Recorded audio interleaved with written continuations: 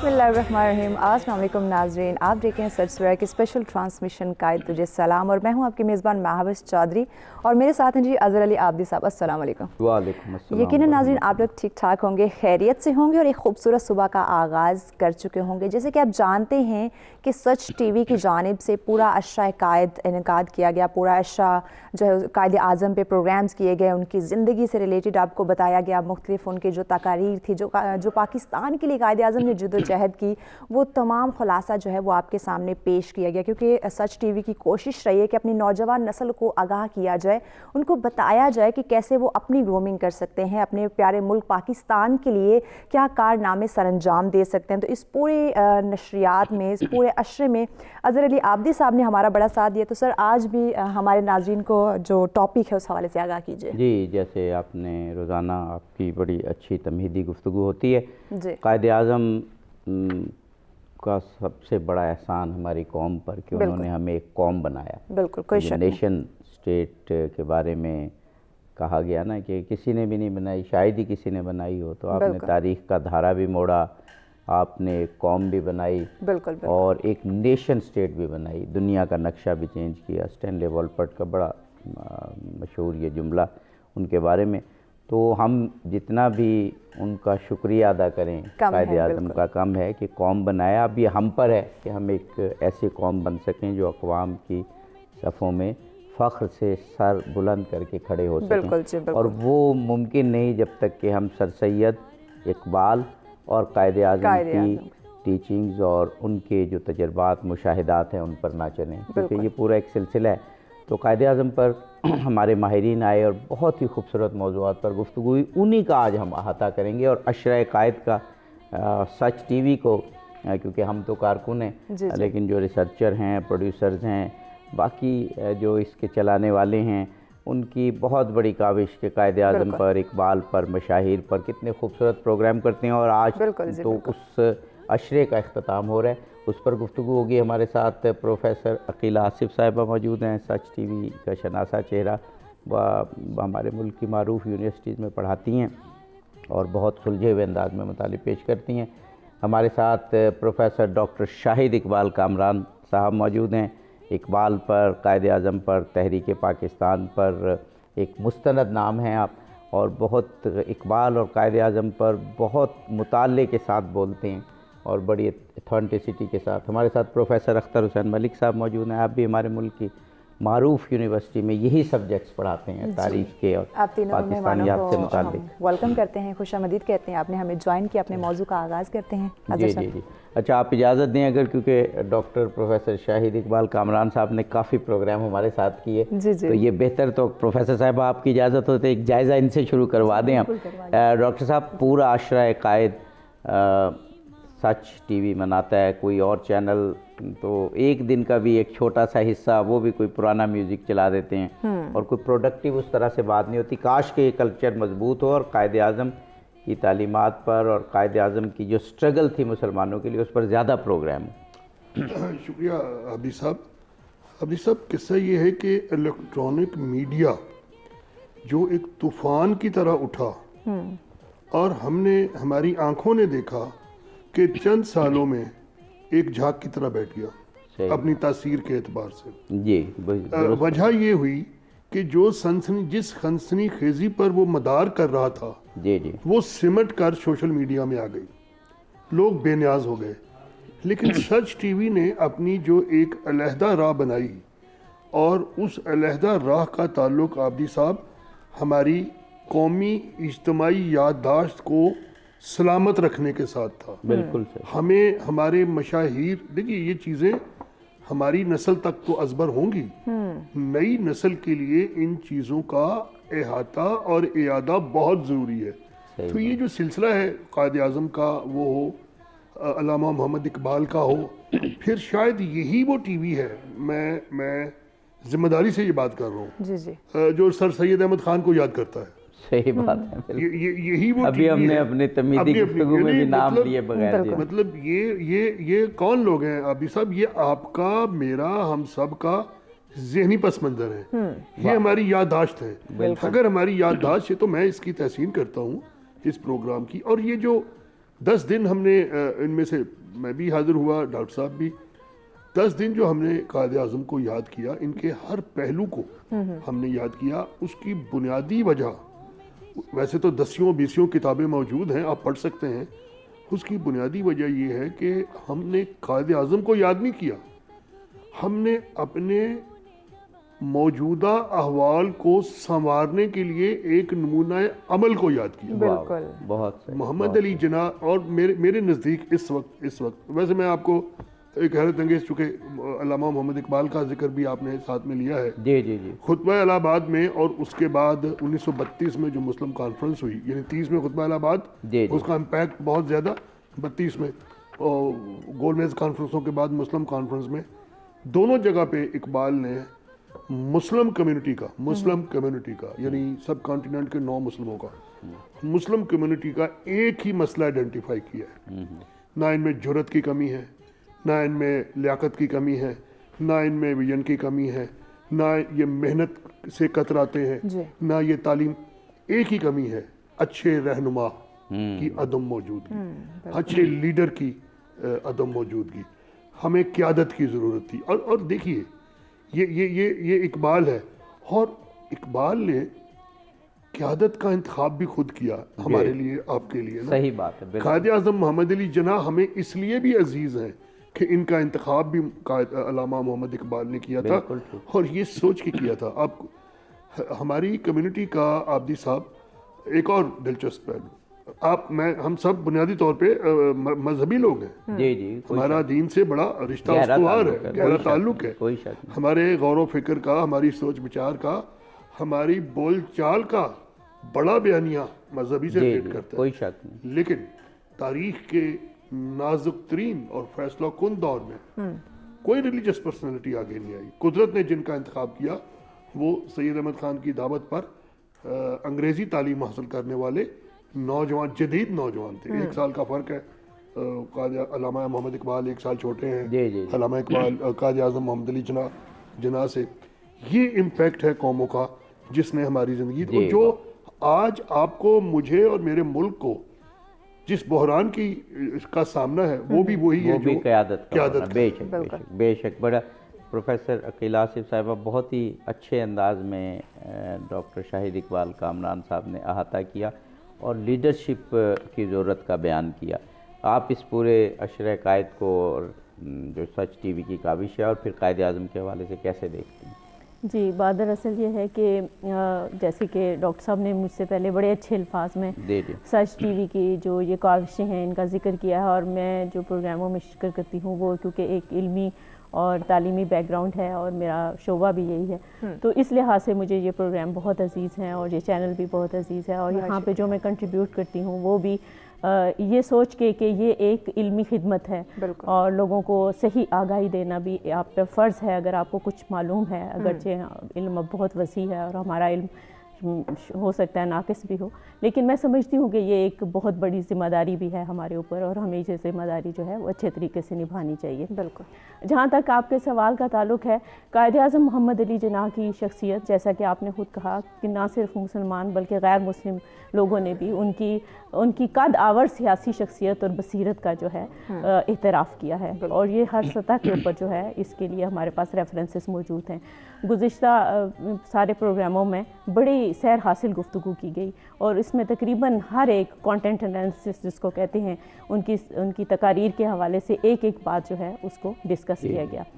ये एक ऐसा पहलू था क्योंकि आप शख्सियत की तारीफ़ व तौसीफ़ में तो आप बहुत कुछ बात करते हैं, लेकिन उसने क्या कहा है और किस तरह से कहा है और उस कहने का क्या असर हुआ है इंफरादी सतह पर और इज्तिमाई सतह पर, ये आज भी हमारे लिए उतना ही मौजू जो है वो अहम है जितना कि पाकिस्तान बनने से पेशतर था जब तहरीक पाकिस्तान जो थी उस वक्त चल रही थी। जैसे कि भी डॉक्टर साहब ने कहा कि खुतबा इलाहाबाद का जिक्र किया, आप देखिए कि ये एक यानी वो इसकी तारीख भी 29-30 दिसंबर यानी यही दिन थे जब कि खुतबा इलाहाबाद का भी जिक्र हुआ और यहाँ अल्लामा इकबाल ने जो है एक ख़याल पेश किया और आज उस ख़याल की अमली तफसीर के अंदर हम बैठ के इस मौजू पर बात कर रहे हैं। वाह। तो अब ये देखिए कि एक फ़र्द जो है اس کا جو ویژن یا اس کی جو بصیرت ہوتی ہے اس کا کتنا بڑا اثر ہوتا ہے کہ ایک خیال جو سوچا گیا پھر اس خیال کے مطابق اس کو عملی جامہ پہنانے کے لیے راستے تلاش کیے گئے، یہ سب کچھ بصیرت کے بغیر ممکن نہیں ہے۔ ہم میں جیسے کہ ذکر ہوا ہے کہ ساری چیزیں موجود ہیں لیکن میرا خیال ہے بصیرت کا فقدان ہے۔ آج ہم جو پروگرام کر رہے ہیں عابدی صاحب، وہ ہم ان ساری باتوں کا کنکلوژن ہے، ان کا ہم احاطہ کرنے جا رہے ہیں۔ تو اس کنکلوژن میں یہ بات بہت ضروری ہے کہ ہم یہ دیکھیں کہ اس میں ہمارے لیے سیکھنے کے لیے کیا ہے، ہم نے اس سے سبق کیا حاصل کیا اور اس میں سے ہم کس طرح سے بہتر طریقے سے اب اپنے مسائل کا حل جو ہے وہ نکال سکتے ہیں۔ پروفیسر اختر حسین مالک صاحب، آپ نے بھی پروگرامز میں شرکت کی اور ان پروگرامز کی مقصدیت اور ان کا ایک رزلٹ اورینٹیڈ ہونا آپ نے دیکھا، اس میں خود بھی حصہ لیا۔ تو یہ رواج آگے ہونا چاہیے، یہ کلچر چاہے الیکٹرانک میڈیا ہو خواہ سوشل میڈیا ہو، اپنے مشاہیر کو اگر ہم یاد نہیں کریں گے تو جو سلوشن ہمیں انہوں نے دیا ظاہر ہے اس کی نہ قدر کریں گے اور نہ اس کو اس کے صحیح یوزفلنیس ہونے کو ہم نہ صرف آزما نہیں سکیں گے بلکہ اس کرائسس سے نکل نہیں پائیں گے جو ہمارے ہاں اس وقت کرائسس ہے، قیادت کا ہے، آگے بڑھنے کے جذبے کا ہے، اسپرٹ کا ہے۔ فرمائیے۔ جی میں سچ ٹی وی کی یہ جو کاوش ہے نا، یہ آپ دیکھیں جو قدرت کا اصول ہے نا، قدرت کا اصول ہے کہ جیسے اللہ تعالیٰ نے بھی قرآن پاک میں مسلمانوں کو بار بار بتائی ہے، ایک چیز ہے نا نماز اور زکوٰۃ کا انہوں نے حکم دیا ہے تو بار بار دیا ہے، بالکل، تو یہ انسان کی نیچر کے مطابق ہے کہ انسان کو بار بار ایک چیز یاد کروائی جائے نا تو پھر انسان اس کو فالو بھی کرتا ہے۔ تو سچ ٹی وی کی جو کاوش ہے نا، یہ قدرت کے اصولوں کی بنیاد پہ ہے کہ ایک جو ہماری ایک آئیڈیل لیڈرشپ ہے نا، آئیڈیل لیڈرشپ جس کی وجہ سے ہم نے یہ ملک حاصل کیا، اب اس ملک کو اگر ہم نے دوبارہ جو ہے نا اس کا دنیا اقوام عالم میں اس کو ہم نے بہت بلند و بالا کرنا ہے تو ہمیں اس آئیڈیل لیڈرشپ کی جو سپرٹ ہے اس کو ریوائیو کرنا ہوگا، اور وہ سپرٹ ریوائیو اس طرح ہوگا کہ بار بار بتایا جائے لوگوں کو، بار بار یاد دلایا جائے، اور بار بار یاد دلانے سے ہی یہ لوگ سیکھیں گے، لرن کریں گے اور اس کو فالو کریں گے اور اسی طرح کا جذبہ ان کے اندر پیدا ہوگا۔ اور یہ سپیرٹ جو ہے نا جو سچ ٹی وی ہے اس کی روایت رہی ہے، اور یہ جو عشرہ اب منایا گیا ہے اس میں میں سمجھتا ہوں کہ کافی حد تک سچ ٹی وی کی یہ کاوش کامیاب ہوئی ہے اور انہوں نے لوگوں کو صحیح طرح سے ریئلائز کروایا ہے، ان کی میموریز میں ریوائیو کی ہے قائد اعظم کی جو سپیرٹ ہے لیڈرشپ کی وہ، اور انشاءاللہ اس سے جو ہے نا کافی حد تک چینجز آئیں گے، کلچر پیدا ہوگا جی کہ جو ہمارے لیڈرز ہیں ان کی زندگی کے مختلف پہلوؤں پر بھی گفتگو اور ان کی جو تھاٹس ہیں وہ بھی ہماری نوجوان نسل تک جو ہے وہ پہنچے۔ بالکل جی، مہمانوں سے گفتگو کا سلسلہ جاری رہے گا، ہمارے عظیم لیڈر کے اوپر جو پورا عشرہ قائد ہم نے پروگرام کیا سچ ٹی وی کی جو کاوش رہی اس کو پورا ریوائز کیا جائے گا، لیکن بڑھنے ایک بریک کی جانب ہمارے ساتھ رہیے گا۔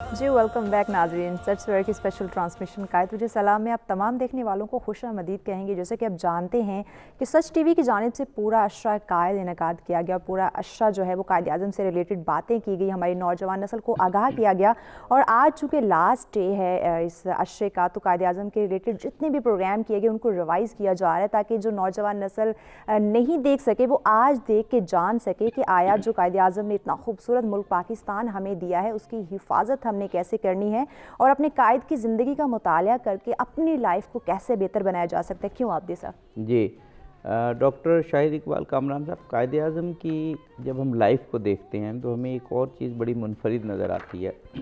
ہم بہت سے لیڈرز کو جب دیکھتے ہیں تو لیڈرز بہت اچھے ہوتے ہیں، قوم اس طریقے سے ڈیولپ نہیں ہو پاتی، بعض اوقات قوم بہت اچھی ہوتی ہے، لیڈر کا کرائسس آ جاتا ہے۔ قائد اعظم کی اگر انفرادی حیثیت آپ دیکھیں تو ایک درمیانے درجے کے بزنس مین خاندان سے لے کے بر صغیر پاک و ہند کی ایک ٹاورنگ پرسنالٹی کہ جس کا اپنے دور کے کسی شخصیت سے اس طرح سے موازنہ ہو ہی نہ سکے، کیونکہ اگر اور کوئی بہت لیڈرز تھے بڑے یا جن کو کہا گیا وہ بقول جسونت سنگھ سونے کا چمچہ لے کے پیدا ہوئے منہ میں، قائد اعظم ایک میڈیوکر فیملی سے اٹھے اور پورے بر صغیر پہ چھا گئے، ایک بات۔ اور دوسری بات ان کا پھر آدھی صدی کا 1897 سے لے کے جب وہ انگلینڈ سے واپس آئے اور 1948 تک سفر دیکھیں تو پورے فیزز ہیں جس میں انہوں نے ایک قوم بنا دیا۔ تو یہ دونوں پہلو قائد اعظم کے منفرد تھے جو ان کو لیڈرز کی صف میں بہت عظیم درجہ دلا دیتی ہے۔ دیکھیے یہ جو چیزیں آپ نے بیان کی، یہ اس قوم کی خوش قسمتی یوں ہے کہ جس طرح سے یہ قوم ایوالو، جس طرح سے یہ قوم تیار ہوئی، جس پروسیس سے یہ قوم اپنی تعمیر کے جن مراحل سے گزری، انہی مراحل سے ان کا لیڈر بھی گزرا۔ اب سب سے ہماری کمیونٹی کا جو سب سے اولین مسئلہ تھا وہ جس کو اقبال نے تصور خودی سے سنوارنا چاہا، وہ سیلف کانفیڈنس تھا۔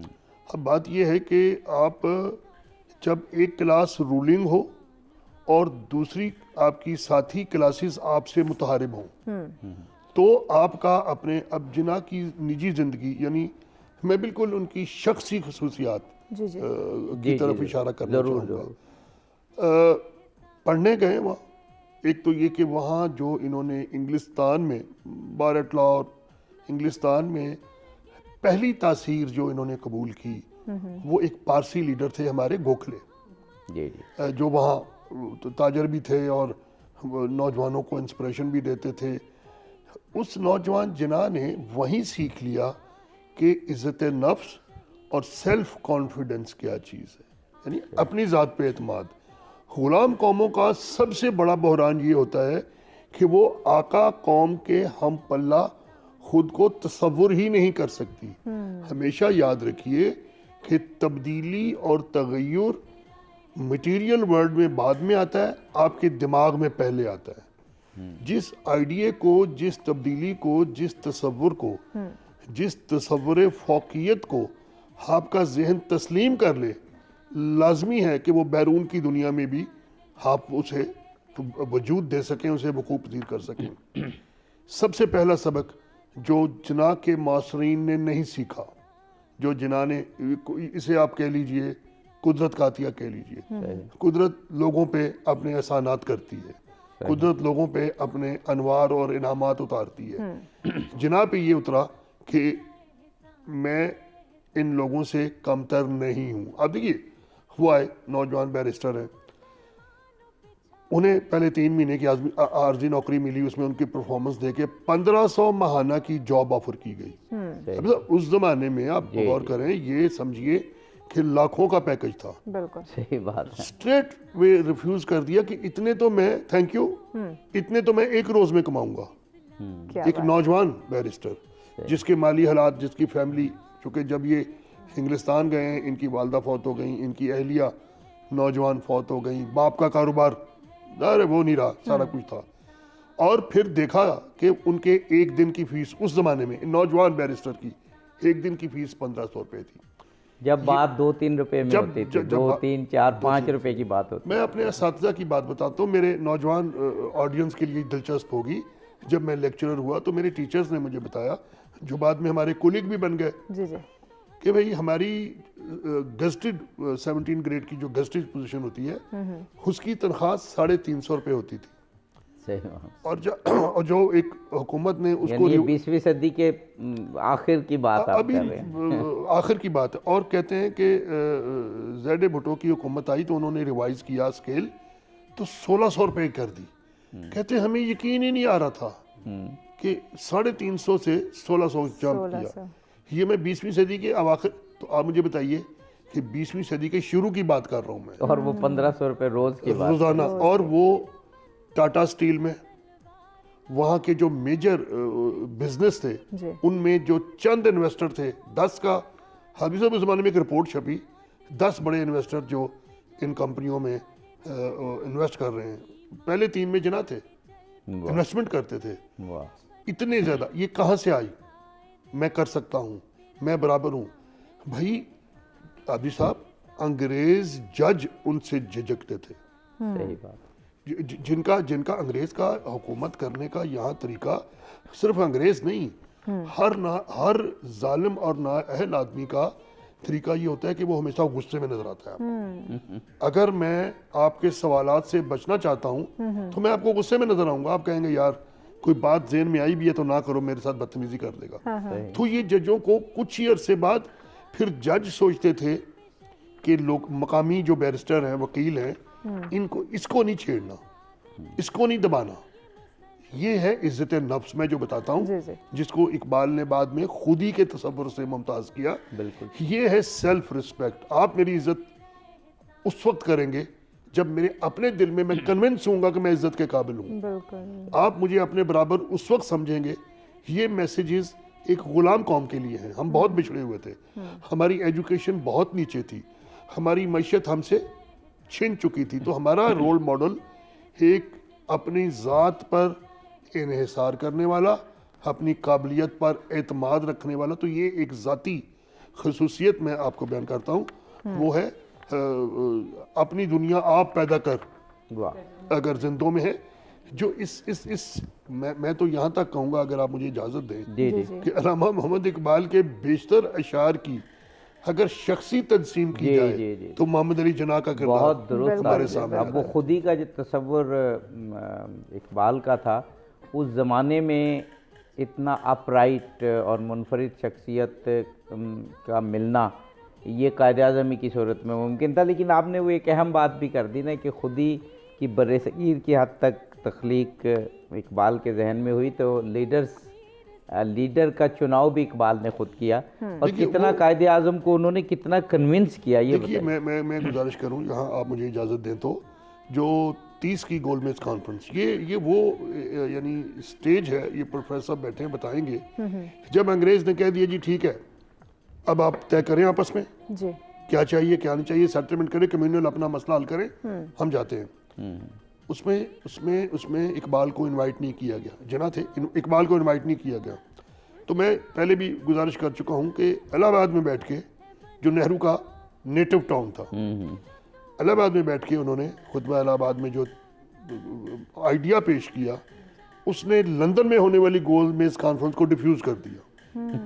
सही उसके बाद जिन्ना जब अगली गोलमेज कॉन्फ्रेंस में इकबाल को बुलाया गया, ये गए वहाँ, लेकिन फिर एक्टिविटी कॉन्फ्रेंस रूम में नहीं हुई, फिर एक्टिविटी उसी आइडिया पे हुई जो इकबाल ने किया था। और फिर इकबाल ने जिन्ना का, वो जो हम तवातर से और तसलसल से कहते हैं कि जिन्ना का बतौर लीडर फिर इस ईरा में इंतखाब किया कि मैंने जो आइडिया दिया है और जो मुझे नज़र आ रहा है तारीख का सबक कि अब हमें इस चीज़ की ज़रूरत है, उसकी क़यादत, उसकी सियादत और उसका हल, उस आइडिया की तजसीम करने वाली एक ही शख्सियत और है, वो कायद मोहम्मद आज़म अली जिन्ना। जी। सही हो गया जी। अपने मेहमानों से गुफ्तगू का सिलसिला जारी रहेगा। कायद तुझे सलाम में वक्त है एक ब्रेक का, हमारे साथ रहेगा, ब्रेक के बाद कंटिन्यू करेंगे।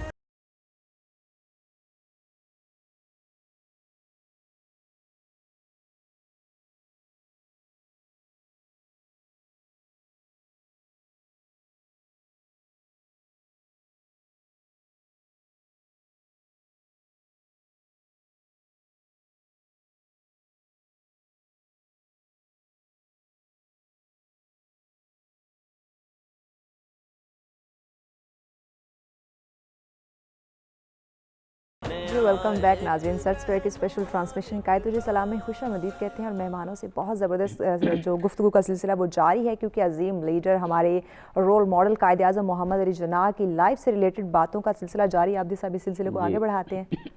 प्रोफेसर अकीला आसिफ साहिबा, अभी वक्फे से कबल बहुत ही शानदार अंदाज में डॉक्टर शाहिद इकबाल कामरान साहब ने वो फ़लसफ़ा, वो थॉट और वो गोशाए फ़िक्र पेश किया इकबाल का, कि जिसकी वजह से मुस्लिम मिल्लत, सब कॉन्टिनेंट में मुस्लिम मिल्लत बनी, और वो खुदी का तसव्वुर था, एक सेल्फ़ कॉन्फिडेंस का तसव्वुर था। मैं जब उस खुदी को कायद आज़म में ट्रांसलेट होता देखता हूँ, तो कायद आज़म एक लफ्ज़ यूज़ करते हैं बार बार उनकी हर दूसरी तकरीर में, और वो है करैक्टर। اور قائد اعظم اس لفظ کو اسی تناظر میں یوز کرتے ہیں جس میں اقبال خود ہی کو یوز کر رہے ہیں، اور پھر جب قائد اعظم کریکٹر کی تعریف کرتے ہیں تو وہی تعریف کرتے ہیں کہ سیلف لیس سروس کی اسپرٹ ہو، آدمی میں انٹیگریٹی ہو، ٹروتھ فلنیس ہو، سنسیئرٹی ہو، کمٹمنٹ ہو، ڈٹرمنیشن ہو۔ یہ قائد اعظم نے خود کریکٹر کی تعریف بہت ساری تقاریر میں کی۔ تو قائد اعظم کی اگر ہم تقاریر پڑھیں، اور یہ ہم نے اپنے کئی پروگرامز میں ذکر بھی کیا، وہ تقاریر موجود ہیں، اور ان کے جو کورسپونڈنس ہے جو کئی لوگوں نے کمپائل کی، یہ اگر تقاریر اور کورسپونڈنس اور میسیجز پڑھیں تو ایک انفرادی طور پر ایک شخص کی کردار سازی کا مکمل اس میں خاکہ موجود ہے، اور قومی حوالے سے تو ظاہر ہے انہوں نے پاکستان لے کر ہمیں دیا، اجتماعی خاکہ تو ہے ہی۔ فرمائیے۔ اصل میں جو تصور فوقیت پہ بات جو ہوئی ہے، یہ ایک بہت ہی امپورٹنٹ تصور ہے، اور اس میں ایک اور بھی بات ہوئی ہے کہ دہرائی کرتے رہنا۔ اچھا، اب تصور فوقیت میں جو قائد اعظم کے حوالے سے بات ہوئی کہ قائد اعظم نے بہت پہلے یہ سیکھ لیا کہ میں نے انگریزوں سے دبنا جھکنا یا ان سے نیچے یا کمتر تصور کر کے نہیں رہنا۔ انہوں نے ان کی زبان سیکھی، ان کا کلچر سیکھا، اور پھر ان کو انہی کے بنائے ہوئے سسٹم کے مطابق جواب دیا۔ بالکل۔ اب یہاں ہمارے بہت سارے لوگ جاتے ہیں، بیرون ملک تعلیم بھی حاصل کرتے ہیں وہاں سے، لیکن وہ ان چیزوں پہ غور و فکر نہیں کرتے۔ یہی وجہ ہے کہ پھر ہم مطلوبہ نتائج بھی حاصل نہیں کر پاتے۔ جہاں تک دوسری بات ہے کہ قائد اعظم نے بہت سارے جو انہوں نے کیریکٹر کا ذکر کیا ہے، اور اس کیریکٹر کے حوالے سے جو انہوں نے اچھی باتوں کا ذکر کیا، وہ انہوں نے اپنی 3 باتوں میں سمو دیا۔ انہوں نے کہا کہ ایمان، اتحاد، تنظیم۔ اس میں سے صرف میں ابھی تنظیم پہ بات کروں گی کیونکہ ہم لیڈرشپ پہ بات کر رہے ہیں۔ دیکھیں، آپ یہ دیکھیں کہ جب تحریک پاکستان چل رہی تھی، اگر اس میں اچھے لیڈرز نہ ہوتے تو وہ تحریک کامیاب نہ ہوتی۔ اور یہ صرف آپ تحریک پاکستان پہ نہیں، دنیا میں جس جگہ تحریکیں چل رہی ہیں آپ ان پہ یہ سارا فارمولہ لاگو کر سکتے ہیں، اپلائی کر سکتے ہیں، کیونکہ ایک اچھا لیڈر ہونا جو ہے وہ بہت ضروری ہے۔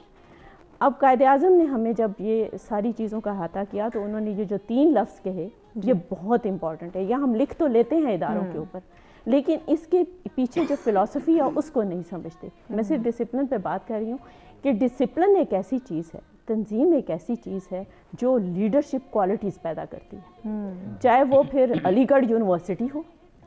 علی گڑھ یونیورسٹی نے تحریک پاکستان کے بہت سارے لیڈر دی، اور جس کی وجہ سے تحریک پاکستان کامیاب ہوئی۔ پاکستان بننے کے بعد مجھے بتائیں کتنے ادارے ہیں جو کہ ڈسپلنڈ ادارے ہیں، اور اگر کوئی ہے ادارہ ڈسپلنڈ ادارہ جس میں ڈسپلن کا تصور آتے ہی آپ کے ذہن میں اگر وہ ادارہ آ جاتا ہے، چاہے آپ کو مجھے پسند ہے یا ناپسند ہے، وہ لیڈرشپ ڈائریکٹ یا انڈائریکٹ وہاں سے آ رہی ہے، چاہے وہ ہمیں اچھا لگے یا وہ ہمیں برا لگے۔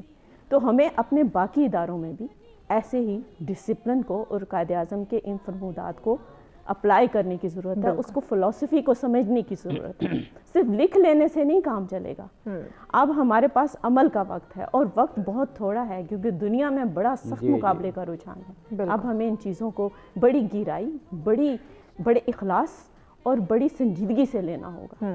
میں تو اس سلسلے میں یہی کہنا چاہوں گا۔ بالکل پروفیسر اختر حسین ملک صاحب، وہی لیڈرشپ کی بات، اور قائد اعظم سے اگر ہمیں کوئی ایک چیز سیکھنی ہے انفرادی طور پر تو وہ تو کریکٹر ہے، اور کریکٹر کی تعریف خود قائد اعظم نے ابھی ہم نے جو ذکر کیا کی، اور اگر اجتماعی طور پر تو لیڈرشپ، یعنی ایک جس قوم کی لیڈرشپ کرنی ہے اس قوم کی نفسیات کو سمجھنا، اس کی اجتماعی سوچ کو سمجھنا، پھر اس کے مفاد کو سمجھنا اور اس کے مطابق اسٹریٹجی بنانا۔ لیڈرشپ اگر ہمیں صحیح معانی میں ڈیولپ کرنی ہے تو پھر دیکھنا قائد اعظم کی طرف ہوگا۔ جی بالکل۔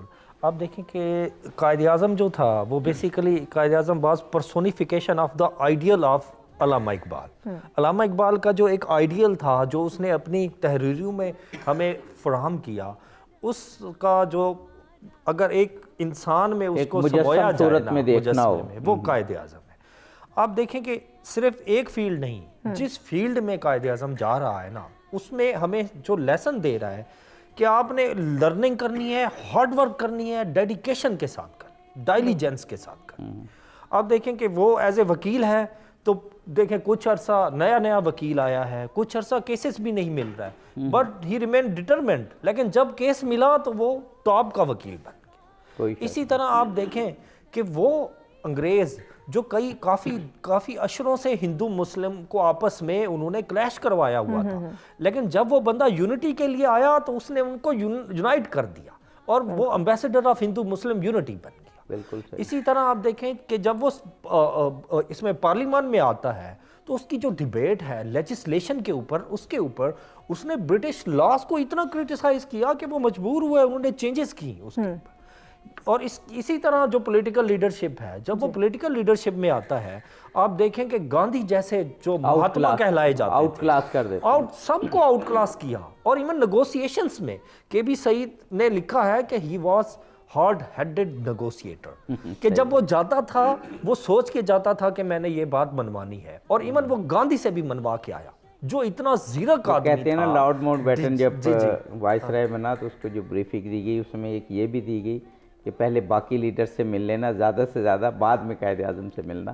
اور پھر کہتے ہیں کہ ہمارے ایک ہسٹورین نے بتایا کہ انہوں نے اس بات کو ایسے پلے باندھا کہ وہ بتا رہے تھے کہ انہوں نے 35 لیڈرز گنے ہیں جو لارڈ ماؤنٹ بیٹن پہلے ان سے ملا اور پھر 36 میں قائد اعظم تھے, لیکن ہوا وہی جو ان کو ڈر تھا کہ قائد اعظم نے ان کو اس کو بہت باری باتوں پہ قائل کیا.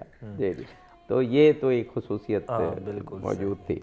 جی جی ہاں جی فرمائیے. ہاں جی جی, اسی طرح یہ دیکھیں کہ آپ شملہ کانفرنس ہوتی ہے تو he was the only person کہ بھئی اس قائد اعظم کو قرار دیا گیا کہ اس بندے کی وجہ سے یہ کانفرنس ناکام ہوئی, کیونکہ اس کی ڈیمانڈ تھی, اس نے کہا نہیں یہ مانو گے تو ٹھیک ہے, ادروائز یہ غلط ہے. اسی طرح لارڈ ہمیں بریک پہ جانا ہے, جی یہ بریک کے بعد آپ بات یاد رکھیے گا. جی بالکل, مہمانوں سے گفتگو کا سلسلہ جاری رہے گا کیونکہ عظیم لیڈر کی زندگی پہ بات کی جا رہی ہے, اس کو سمجھنا بڑا ضروری ہے. قائد تجھے سلام میں وقت ہے بریک کا, ہمارے ساتھ رہیے گا.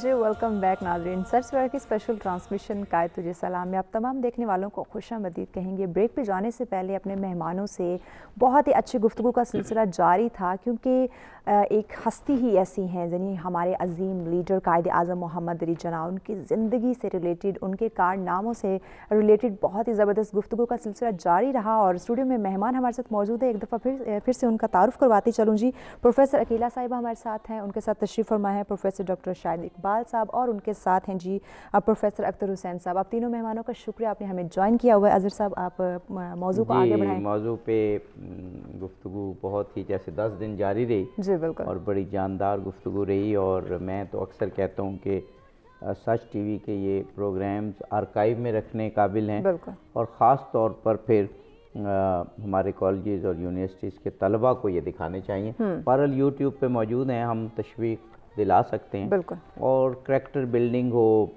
ایجوکیشن ہو, تربیت ہو, اور قوموں کی زندگی میں کیا صفات چاہیے ہوتی ہیں کہ وہ آگے بڑھ سکیں, یا جو آج قومیں آگے ہیں وہ سب ان پروگرامز میں پتہ چلتی ہیں. ڈاکٹر صاحب ابھی پروفیسر عقیلہ آصف صاحبہ سے بھی ہم نے پوچھا, پروفیسر اختر ملک صاحب نے بھی بتایا کہ وہ جو کریکٹر کی ایک ڈیفینیشن قائد اعظم کرتے ہیں, وہ جب بھی میں پڑھتا ہوں, چاہے ان کی کورسپونڈنس میں پڑھوں, چاہے ان کی تقاریر میں, تو اور بھی ہم بہت کچھ پڑھتے ہیں, لیکن جس طریقے سے 4-5 چیزوں میں کریکٹر کو, وہ انٹیگریٹی کو, ٹروتھفلنس کو, کمٹمنٹ کو, ڈٹرمینیشن کو, سنسیئرٹی ٹورڈز کاز کو بیان کرتے ہیں, ایک مکمل پیکج سا نظر آتا ہے کہ کریکٹر اگر ہمیں دیکھنا ہے کہ ہوتا کیا ہے, ایک انسان میں کردار کیا تبدیلی پیدا کرتا ہے, کیا وہ زندگی میں حاصل کر سکتا ہے اس کریکٹر کے ساتھ جو قائد اعظم بتاتے ہیں, تو وہ ایک پورا پیکج سا ہمیں نظر آتا ہے قائد اعظم کی تقاریر میں. آپ نے درست کہا, اس کو میں اس طرح ڈیفائن کرتا ہوں عبدی صاحب, یہ ہے یونٹی آف کریکٹر. میں اس کو ایکسپلین کروں گا. ایک کریکٹر ہے جو میں کلیم کر رہا ہوں, ایک کریکٹر جو ہے جو میری سوسائٹی ڈیمانڈ کر رہی ہے، صحیح. اور تیسرا کریکٹر جو ہے جو ان فیکٹ میرا ہے. اگر اس میں تھوڑا بہت بھی تضاد ہوگا تو میری بات میں تاثیر نہیں ہوگی، میرے عمل میں اور میری توفیق میں تاثیر نہیں ہوگی. یہ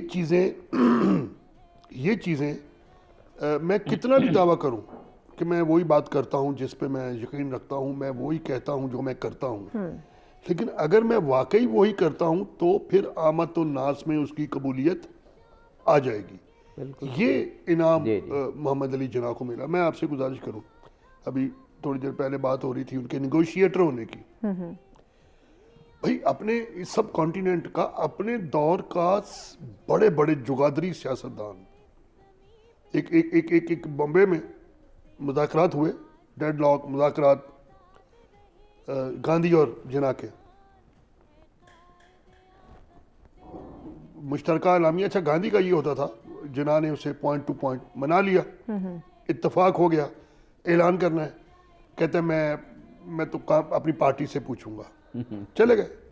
تو اگلے دن جرنلسٹ آ گئے جناح کے پاس کہ انہوں نے تو ریفیوز کر دیا ہے، انہوں نے کہا ہے کہ میری اندرونی روشنی نے مجھے یہ کہا ہے کہ یہ فیصلہ درست نہیں. تو معلوم جناح نے کیا کہا؟ مسکرائے. کہتے ہیں اس نے سیدھے سیدھے کیوں نہیں کہا کہ اس سے غلطی ہوئی تھی. بالکل ٹھیک. کہ وہ یہاں غلط طور پہ اپنی کمیونٹی کے اعتبار سے غلط طور پہ میری باتوں سے کہ اس میں اتنی جرأت ہونی چاہیے کہ مجھ سے غلطی ہوئی تھی. قائد اعظم آتے ہیں علامہ محمد اقبال سے ملنے، لاہور ان کی گھر، بہت بڑا آنر ہے یہ. اور حکم دیا جاتا ہے چھوٹے بچے کو، بہت ننھا سا بچہ تھا جاوید اقبال، کہ آج سب سے اچھے کپڑے پہن کے آنا ہے، بہت بڑا آدمی آ رہا ہے. تو جاوید اقبال شرمائے لجائے، جس طرح بچے اس زمانے میں ہوتے تھے. آج کل بچے تو شرمائے لجائے نہیں ہوتے ہیں، بہت کانفیڈنٹ ہوتے ہیں، ماں باپ ان سے ڈرے سہمے ہوتے ہیں، لیکن اس زمانے میں بچے ڈرے سہمے ہوتے تھے. تو وہ خیر اندر آئے تھے. جناح کی شخصیت، انہوں نے وہی منقش سی شیروانی اور وہ بچے نے پہنا ہوا تھا، تو تعارف کروایا. تو جناح نے پوچھا کہ تم کیا بنو گے؟ تو وہ گھبرا گیا. تو جاوید اقبال خود لکھتے کہ میں گھبرا ہی گیا، میں کیا کہوں، میں چپ. تو پھر اقبال نے اسے کہا کہ اسے آپ بتائیں گے کہ اس نے کیا کرنا ہے، یہ نہیں بتائے گا. صحیح بات. یہ ایک معمولی بات نہیں ہے کہ اس وقت آپ کی دیکھیے، یعنی یہاں علامہ اقبال نے اپنا پورا فلسفہ بیان کر دیا کہ لیڈر آپ ہیں، لیڈر آپ نے بتانا. لیڈر آپ کو معلوم، جب نہرو اور میاں آپ اتنا ہی جمپ مار سکتے ہیں جتنی میں آپ سے توقع کروں گا، آپ اتنا ہی ڈیلیور کر سکتے ہیں جتنا قوم آپ سے توقع کرے گی. یہ ایمان، یہ اعتقاد، یہ یقین جو وابستہ کیا جناح پہ، اور جناح اس پہ پورے اترے. دیکھیے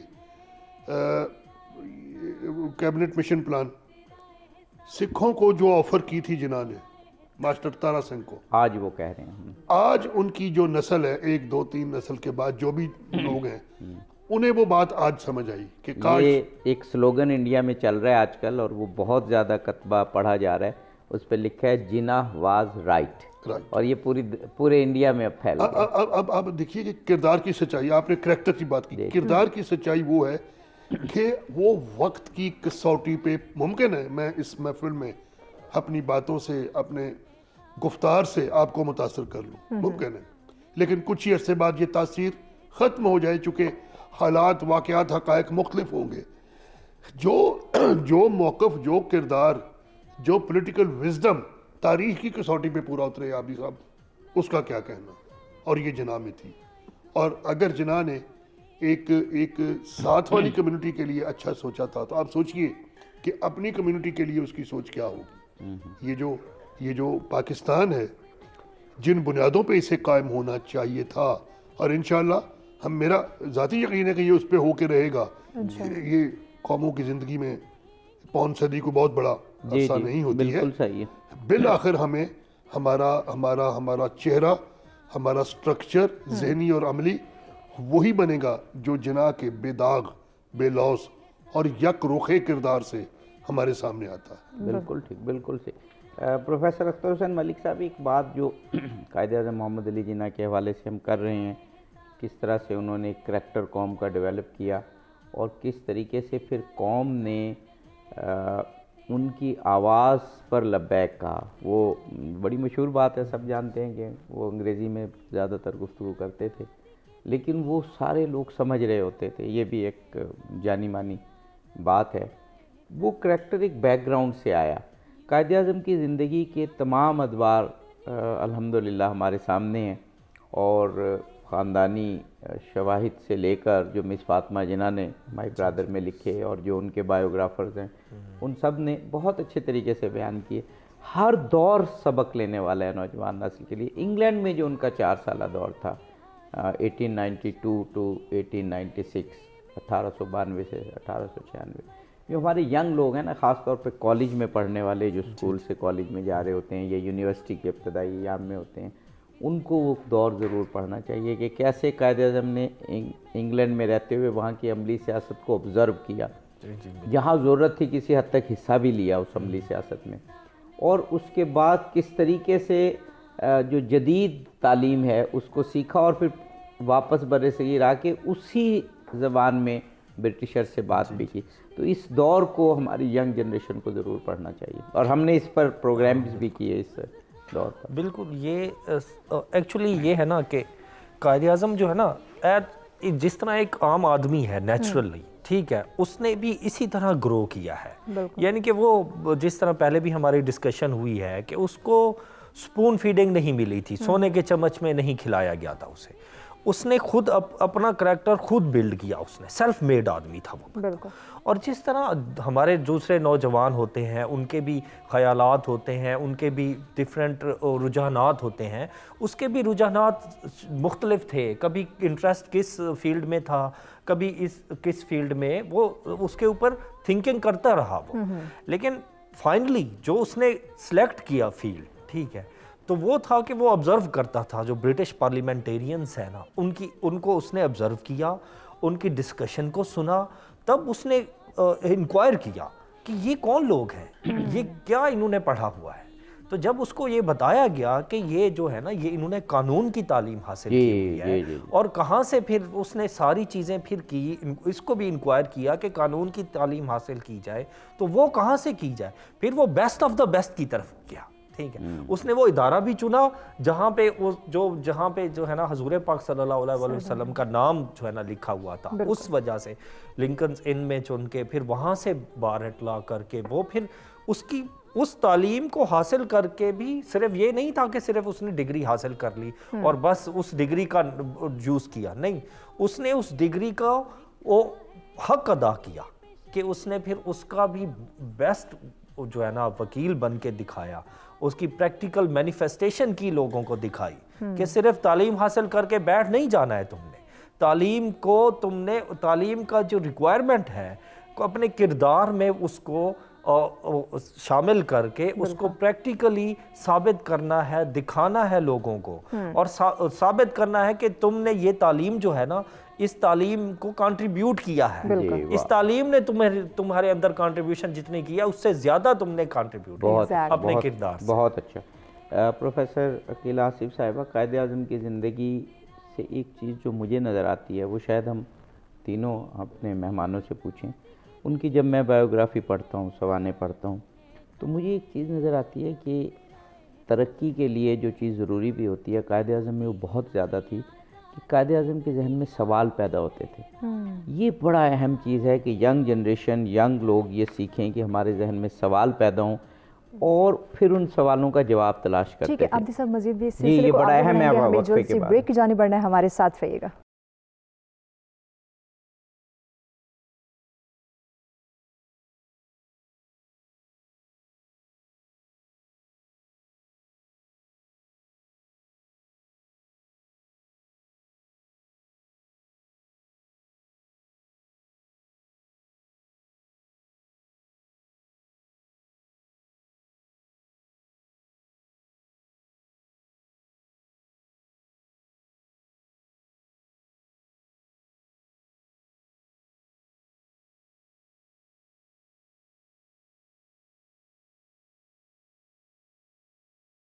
जो वेलकम बैक नाज़रीन, सर्च फॉर की स्पेशल ट्रांसमिशन का तुझे सलाम में आप तमाम देखने वालों को खुशामदीद कहेंगे। अज़हर साहब, सिलसिले को आगे बढ़ाते हैं। जी, हम सवाल प्रोफेसर अकीला आसिफ साहिबा से हमने किया था कि आगे बढ़ने के लिए और तरक्की पाने के लिए जो इसातिज़ा, तरबियत देने वाले साइकोलॉजिस्ट ये कहते हैं कि सबसे पहले सवाल पैदा होना चाहिए।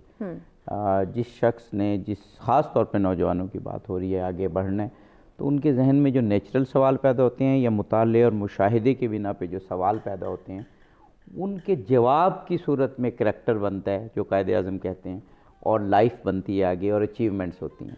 कायद-ए-आज़म की ज़िंदगी में हमें ये बहुत ज़्यादा नज़र आता है। बचपन से ही उनके फातिमा जिन्ना की किताब माई ब्रदर पढ़ें, वो तो एक ख़ानदानी यानी गवाही है कि कायद-ए-आज़म सवाल करते थे शुरू से ही, अपने बड़ों से, अपने इसातिज़ा से, अपने वालिद से सवाल करते थे, उनके जवाब तलाश करते थे। जैसे प्रोफेसर साहब ने कहा, इंग्लैंड में जाके देखा कि ये जो मेरे सामने से मोस्ट इफ़ेक्टिव लोग गुजर रहे हैं, ये कौन है, ये क्या करते हैं।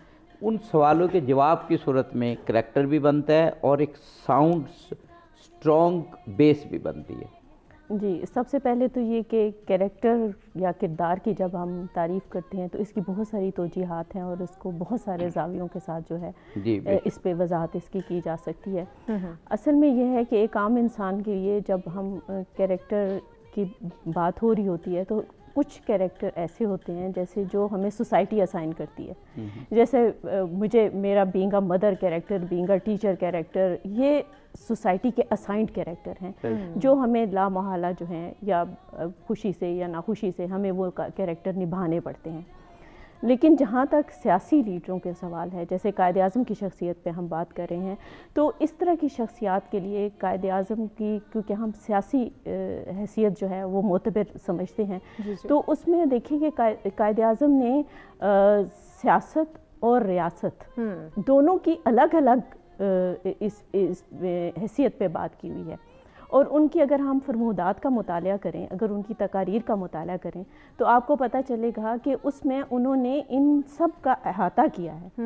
यानी एक तो रियासत को उन्होंने बुनियादी चीज़ करार किया है। ये एक ऐसी बहस थी जो उन्होंने अपनी, जैसे कि उनके इंग्लैंड के क़याम के दौरान उन्होंने जो कुछ सीखा वहाँ से, कि वकील किस तरह से एक बात कि किस तरह से बाल की खाल तक निकालते हैं और किस तरह से छोटी छोटी चीज़ों को भी, उसकी जुजियात को भी, जिसको एनालिसिस कहते हैं, जिसको कहते हैं जुज़ अलग करना, कि किस तरह से उसकी जुजियात पर तवज्जो देते हैं। ये तरबियत उन्होंने वहाँ से ली। और उसके बाद उन्होंने हर एक जो रियासत थी, पहले उसके ऊपर बात की कि रियासत के क़याम के लिए क्या चीज़ें ज़रूरी हैं। उसके लिए उन्होंने वो तमाम अनासिर इकट्ठे किए, उन्होंने उसके लिए वो कानूनी जंग लड़ी एक पूरी, क्योंकि वो उस सिस्टम को समझ चुके थे, अंग्रेज़ों के सिस्टम को समझ चुके थे। और उसके लिए जो जिस कानूनी जंग की, या जिस तरह से कानूनी तरीके से दलाइल के साथ उनको कन्विंस करने की ज़रूरत थी, उस पे उन्होंने कन्विंस किया। और ये अगर आप देखें तो पूरी तारीख़ में हमें कायद-ए-आज़म की जो है ये वाहिद मिसाल मिलती है। अगर जदीद तारीख़ को देखा जाए दुनिया की, जिसमें ये रियासतें कायम हुई हैं, तो उसमें कायद-ए-आज़म के हम पल्ला इस सिलसिले में कोई लीडर नहीं है। एक तो ये बात। दूसरी बात ये कि जब हम रियासत बना ली तो उसके बाद देखें हुकूमत है। हुकूमत जो है वो कोई भी हो सकती है। हर हुकूमत, जैसे हमारी पार्टी बेसिस यहाँ पे हमने सिस्टम जो है अपने लिए पसंद किया, तो हर पार्टी का अपना मैनिफेस्टो हो सकता है, हर पार्टी का एक अपना कल्चर हो सकता है, हर पार्टी अपने ख्यालात के मुताबिक आ सकती है। वो अच्छी हो सकती है, वो बुरी हो सकती है, उसकी पॉलिसीज़ अच्छी हो सकती हैं, उसकी पॉलिसीज़ बुरी हो सकती हैं।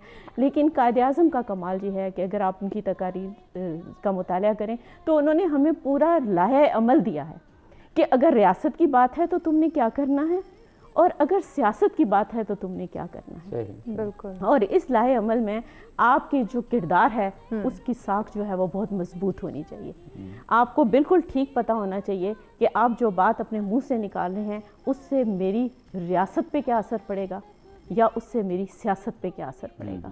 आजकल के जो लोग हैं, आजकल की जो नौजवान नस्ल है, आजकल के जो लीडर हैं, उनको ये बात समझने की बहुत ज़्यादा ज़रूरत है। क्योंकि हमें एक जो सियासी नापुख्तगी का जो एक इमेच्योरिटी हमें नज़र आती है वो बहुत नुमायाँ है।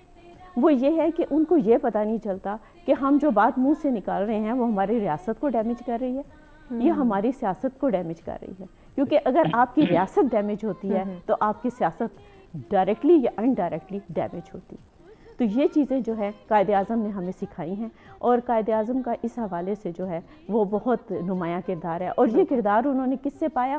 سوالات کرنے سے، جیسے کہ آپ نے کہا کہ انہوں نے ہر ایک، دیکھیں وکالت کا شعبہ ایک ایسا شعبہ ہے جس میں باریک سے باریک چیز کو بھی اہمیت دی جاتی ہے، ایک باریک سے باریک نقطے کو جو ہے وہ اٹھا لیا جاتا ہے، اور پھر اس کے لیے دلائل اکٹھے کیے جاتے ہیں، اور ایک وکیل جو ہے اپنے دلائل کی بیس پہ کیس جیتتا ہے۔ جی بے شک بے شک۔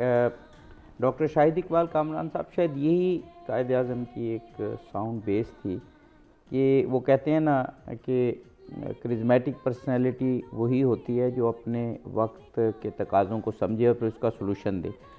بر صغیر پاک و ہند کے مسلمانوں کا خاص طور پر، سب کا لیکن خاص طور پر مسلمانوں کے بارے میں قائد اعظم نے سوچا اور پھر سلوشن دیا کہ ایک الگ ملک جو ہے، جیسے اقبال نے دیا، اس کو آگے بڑھایا، اور قائد اعظم کا یہی کرزما تھا کہ جو سلوشن انہوں نے دیا کوئی اور مسلم لیڈر دے نہیں سکا۔ تو ایک پیچھے سے ایک وہ جو ایک کریکٹر کی ایک ٹریٹ تھی آپ کی کہ غور و فکر کی، سوال اٹھانے کی اور پھر اس کا جواب تلاش کرنے کی، اسی کا خاصہ تھا یہ اتنی بڑی لیڈرشپ۔ دیکھیے یہی وہ وجہ ہے جو انتخاب ہے علامہ محمد اقبال کا، کہ یہ شخص، یہ لیڈر اس آئیڈیا کی تجسیم کر سکتا ہے۔ اب دیکھیے ان کے قانون پسند ہونے کی، قانون کی لکھے ہوئے ضوابط کی اہمیت کا اندازہ جس طور محمد علی جناح نے کیا، میں آپ کو بتاؤں کہ اب تو خیر ساری چیزیں چھپ چکی ہیں، ماؤنٹ بیٹن کو سب سے زیادہ دشواری محمد علی جناح سے مذاکرات میں ہوتی تھی، اور نہرو سے، پاٹل سے اور باقی جو لیڈرز تھے سب سے کمفرٹیبل تھا گاندھی سے۔ وجہ یہ ہے کہ وہ بات ہی قانون سے ہٹ کے کرتے تھے تو وہ مسکرا دیتے تھے، کیونکہ معاملہ تو اندر ہی طے پانا ہے۔ جناح کا جو فریم آف ڈائیلاگ تھا وہ اتنا سٹرونگ ہوتا تھا کہ اس سے وہ ہل نہیں سکتے تھے، یہ بات انہیں سمجھ نہیں آتی تھی۔ پروفیسر صاحب نے شملے کا ذکر کیا، وہ بھی ایک میدان تھا جہاں جہاں بھی یہ لوگ بیٹھتے تھے، تو یہ سچائی آپ کے اندر کہاں سے آتی ہے؟ میں اس کو سادگی سے بیان کروں گا، رولز آف بزنس۔ آپ کوئی بھی کھیل کھیلتے ہیں، آپ کو اس کھیل کے سارے قوانین معلوم ہونے چاہیے۔ یہ ہو ہی نہیں سکتا کہ آپ کسی کھیل کے میدان میں ہیں، سیاست کے کھیل میں ہیں، سیاستدانوں نے، جناح کے علاوہ تمام سیاستدانوں نے مذاکرات کی میز پر بھی گلی کوچے کی سیاست کی، صحیح بات۔ اور قائد اعظم محمد علی جناح نے گلی کوچے میں بھی قانون اور ضابطے کی سیاست کی۔ یہ کردار کا بہت بڑا، وہ جو آپ نے بھی اشارہ کیا، ہم ریپیٹڈلی کہتے ہیں کہ وہ انگریزی میں بھی خطاب کرتے تھے تو ایک دہقانی بھی، جسے بالکل سمجھ نہیں آ رہی ہوتی تھی کہ کیا کہہ رہے ہیں، ایک دہقانی بھی اس اطمینان سے سن رہا ہوتا تھا کہ یہ جو کچھ بھی کہہ رہا ہے مجھے نہیں پتا، لیکن مجھے یقین ہے کہ یہ ٹھیک کہہ رہا ہے۔ یہ جو آج کیا عمل ہے کہ ہم سن رہے ہوتے ہیں، سمجھ رہے ہوتے ہیں، لیکن ہمیں یقین ہوتا ہے یہ غلط کہہ رہا ہے، صحیح بات، حالانکہ وہ سب سامنے کی بات ہوتی ہے۔ تو یہ ہے وہ کریکٹر۔ میں آپ سے گزارش کروں کہ آج بھی اس چیز کو سمجھنے کی ضرورت ہے۔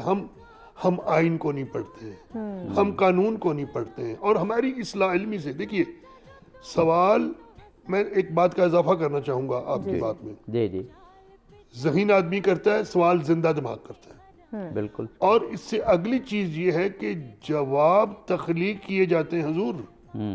ذہین آدمی اپنا جواب خود تخلیق کرتا ہے۔ تخلیق کرنے سے مراد یہ کہ اپنے جواب کی اساس، بنیادیں اور اس کا مواد خود اکٹھا کرتا ہے، بالکل ٹھیک۔ چونکہ بنے بنائے جوابات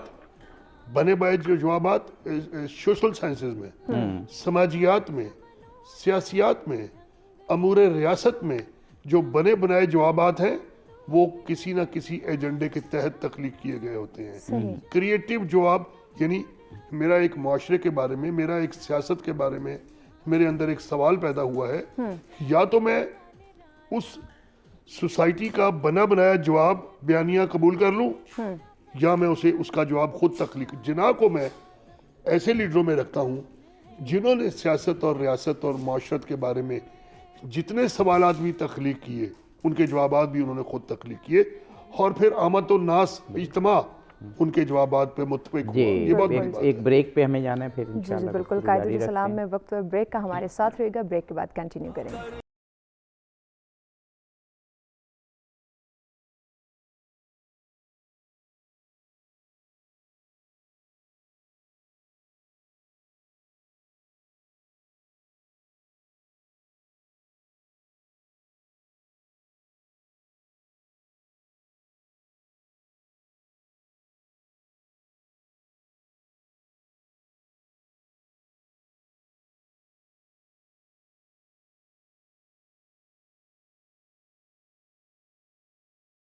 جی ویلکم بیک ناظرین. سچ سویرے کی اسپیشل ٹرانسمیشن قائد تجھے سلام میں آپ تمام دیکھنے والوں کو خوش آمدید کہیں گے. جیسے آپ جانتے ہیں کہ پورا عشرہ قائد سچ ٹی وی کی جانب سے اس کا انعقاد کیا گیا. پورے عشرے میں قائد اعظم سے ریلیٹڈ باتیں کی گئی, ان کی لائف سے ریلیٹڈ, ان کی تقاریر سے ریلیٹڈ, انہوں نے جو کارنامے سر انجام دیے, جو خدمات پاکستان کے لیے سر انجام دی, اس پہ ڈسکشن کا سلسلہ جاری تھا. لیکن اس عشرے کا بھی یہ لاسٹ ہی سیگمنٹ ہے ہمارے پاس, تو ہم چاہیں گے کہ مہمانوں کی طرف جلدی سے بڑھیں. جی پروفیسر عقیل آصف صاحبہ, آپ نے پروگرام جو ہمارا پورا عشرہ قائد تھا اس کے آخری پروگرام میں شرکت کی. باقی پروگرام آپ نے ٹیلی ویژن پر بیٹھ کے دیکھے, تو آپ تو بڑی اچھی تبصرہ نگار ہو سکتی ہیں. اس پورے عشرے کو اور جو ہمارے پروگرام ہے اس کے حوالے سے ایک سمرائز میسیج آپ کیا دیں گے؟ جی, میرا جو پیغام ہے وہ نوجوان نسل کے لیے ہے. میرا جو جن کو میں مخاطب کر رہی ہوں وہ نوجوان نسل ہے, کیونکہ وہی ہماری امیدیں ہیں اور وہی ہمارا مستقبل ہے. بالکل.